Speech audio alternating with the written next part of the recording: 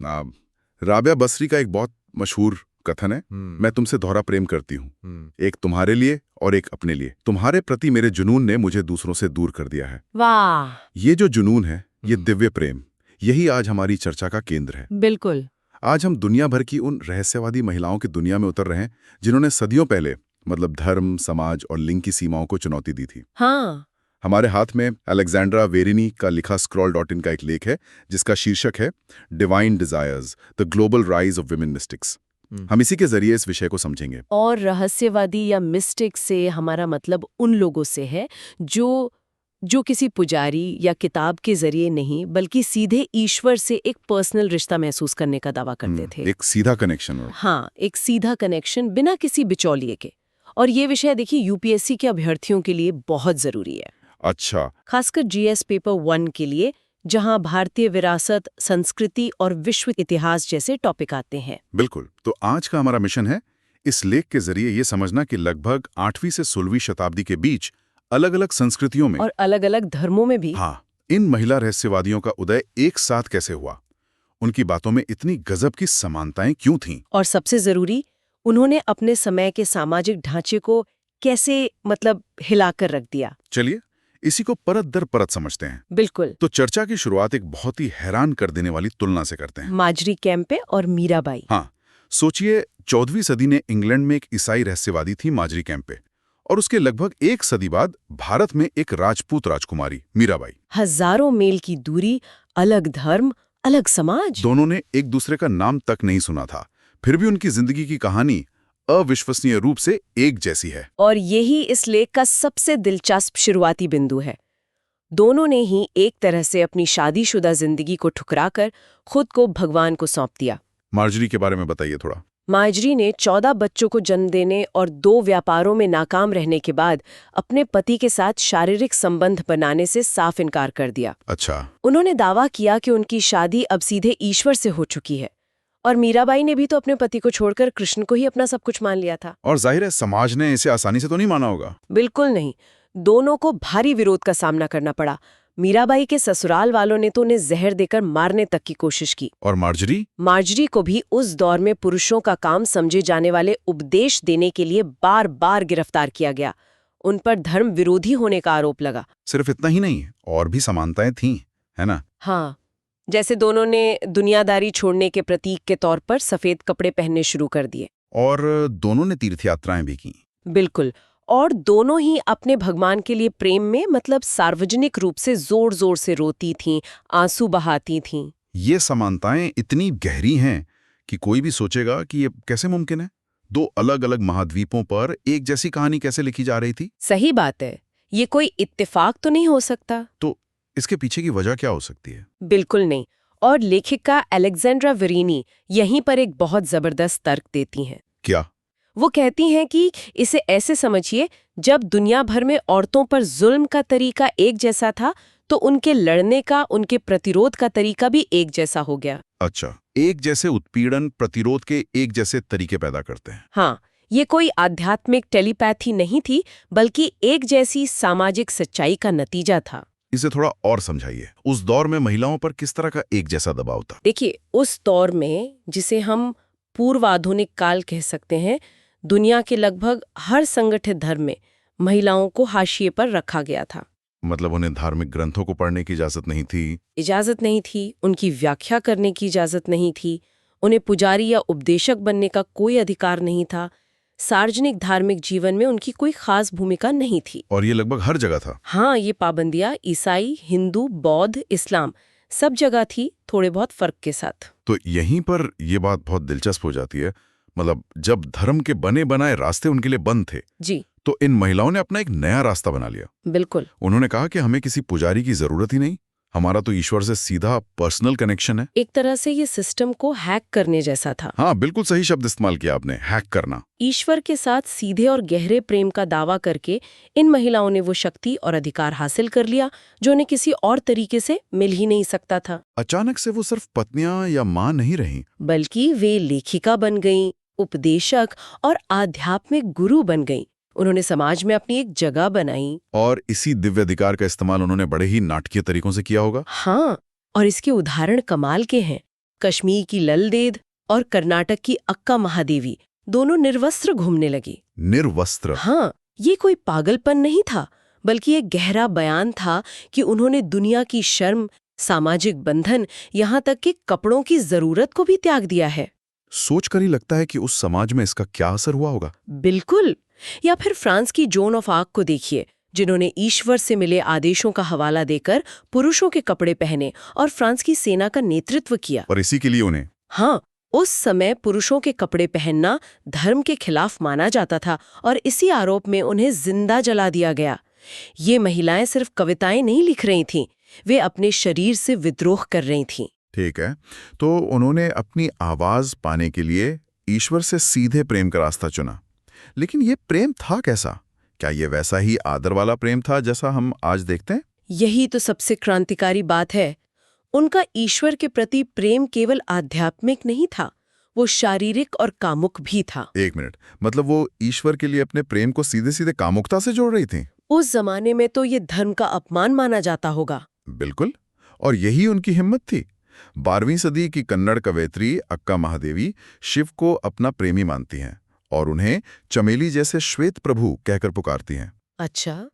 वो लिखती हैं कि कैसे वो दुनिया के सारे नश्वर पतियों को छोड़कर अपने असली अमर पति शिव के पास जा रही हैं। और जर्मनी की मेक्टिल्ड ऑफ मैग्डेबर्ग? हाँ, 13वीं सदी की जर्मन रहस्यवादी मेक्टिल्ड एक ऐसे ईश्वर के बारे में लिखती हैं जो उन्हें जुनून से चूमता है और जिसके लिए उनके अंदर एक तीव्र इच्छा जलती है। और हमारे उदाहरण माजरी कैम्पे और मीराबाई। माजरे कैम्पे के अनुभवों में तो यीशु एक सुंदर जवान आदमी के रूप में आते हैं, बैंगनी रंग का रेशमी बागा पहने हुए। हाँ, और उनके बिस्तर पर बैठकर उनसे बात करते हैं।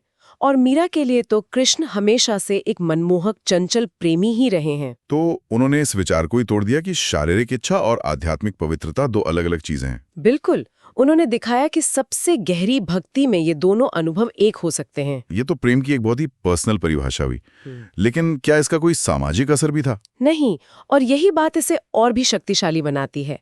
ये प्रेम सिर्फ अपने लिए नहीं था, यह समाज को बदलने का भी एक जरिया बन गया। जैसे मीराबाई के मामले में। हाँ, सबसे अच्छा उदाहरण मीराबाई हैं। कृष्ण के लिए उनका प्रेम जाति व्यवस्था पर एक सीधा प्रहार था। उनके गुरु संत रविदास थे, है ना? हाँ, माना जाता है कि उनके गुरु संत रविदास थे, जो चमार जाति से आते थे। एक राजपूत राजकुमारी का एक दलित को गुरु बनाना ही अपने आप में क्रांति थी। और वो अपनी यात्राओं में भी हर किसी से मिलती थी। बिल्कुल, बिना किसी भेदभाव के।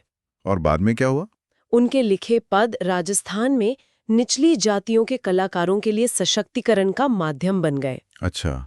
वो लोग मीरा के पदों को गाकर अपना रोजगार भी चलाते थे और सम्मान भी पाते थे। तो देखिए कैसे एक गहरा व्यक्तिगत प्रेम भी सामाजिक बराबरी की लड़ाई का हथियार बन सकता है। कमाल है। प्रेम के अलावा दोस्ती की बात करते हैं। आज तो हम दोस्ती को बहुत पर्सनल मानते हैं, बराबरी का रिश्ता मानते हैं। पर उस जमाने में ऐसा नहीं था। उस दौर में दोस्ती की अवधारणा आज से बहुत अलग थी। मतलब?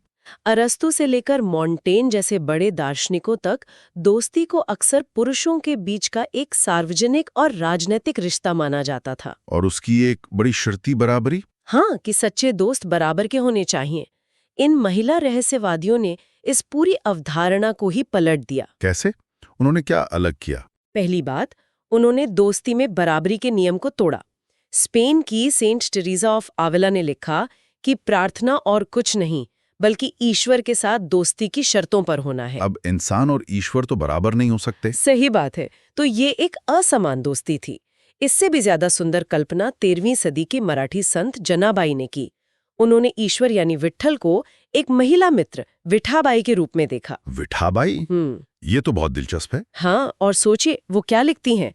वो लिखती हैं कि भगवान विट्ठल आते हैं, उनके साथ बैठकर चक्की पीसते हैं, उनके बाल संवारते हैं, उन्हें नहलाते हैं, यहाँ तक कि उनके सिर से जो भी निकालते हैं। ये दोस्ती बराबरी की नहीं बल्कि सेवा और गहरे अंतपन की है। बिल्कुल, एक ऐसी दोस्त जो आपका हर काम में हाथ बटाती है। ये तो ईश्वर से दोस्ती हुई, पर क्या उन्होंने आपस में यानी दूसरी महिलाओं के साथ भी ऐसे रिश्ते बनाए? बिल्कुल, और ये उनकी दूसरी बड़ी देन थी। बहुत पहले थेरी गाथा यानी बड़ी भिक्षुणियों के गीत में हमें बौद्ध ननों के बीच गहरी दोस्ती के सबूत मिलते हैं। अच्छा, उसमें क्या था? एक कविता में एक नन लिखती है कि कैसे वो यौन इच्छा से परेशान होकर मठ में आई थी और एक दूसरी भरोसेमंद भिक्षुणी ने उसे शांति पाने में मदद की। और ये दोस्ती सामाजिक सीमाओं को भी लांघ जाती थी, जैसे माजरी कैंपे के बारे में बताया गया। हाँ, ये बहुत महत्वपूर्ण है। माजरी खुद एक व्यापारी वर्ग से थीं, न बहुत अमीर न गरीब, लेकिन उन्होंने अमीर कुलीन महिलाओं और गरीब मजदूर वर्ग की महिलाओं दोनों के साथ गहरे रिश्ते बनाए। एक तरह का नेटवर्क बन गया। हाँ, एक दूसरे की मदद का नेटवर्क। ठीक वैसे ही जैसे थेरी गाथा की भिक्षुणियां समाज के हर तबके से आती थीं, वेश्याओं से लेकर राजकुमारियों तक। मठ में आकर उनकी पुरानी पहचान मिट जाती थी और वो एक दूसरे की बहनें बन जाती थी। बिल्कुल। और मीराबाई सखी, उनके पदों में इसका जिक्र आता है। एक व्यक्ति तक सीमित नहीं, बल्कि अनगिनत महिलाओं तक फैली हुई है। तो उन्होंने प्रेम और दोस्ती को नया रूप दिया। लेकिन समाज की सबसे मजबूत कड़ी यानी परिवार, उसका क्या? उसे चुनौती देना तो और भी मुश्किल रहा होगा। बिल्कुल। और उन्होंने कई तरीकों से ये किया। पहला और सबसे सीधा तरीका था पारंपरिक परिवार को नकार देना, जैसे माजरी, अक्का महादेवी और ललदेद। हाँ, इन जैसी कई महिलाओं ने शादी को ही छोड़ दिया। आंडाल और जूलियन ऑफ नॉर्विच जैसी अन्य ने तो कभी शादी ही नहीं की।